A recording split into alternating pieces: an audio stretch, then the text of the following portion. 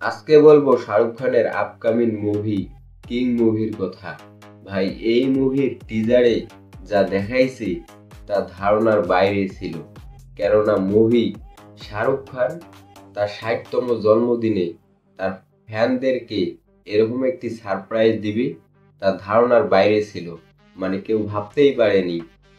They call him king with the capital K. We say SRK. I wanna pick you to bait. Just wanna say I got good times and got his bad times. But hey, it's the show time. डर नहीं, दहशत हूँ।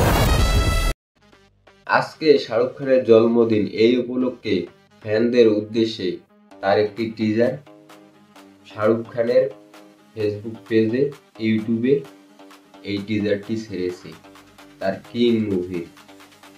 100 देशों में बदनाम दुनिया ने दिया सिर्फ एक ही नाम।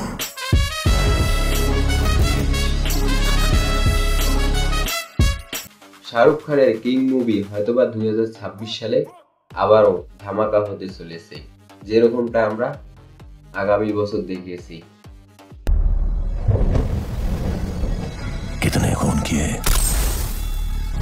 याद नहीं, अच्छे लोग थे या बुरे कभी पूछा नहीं।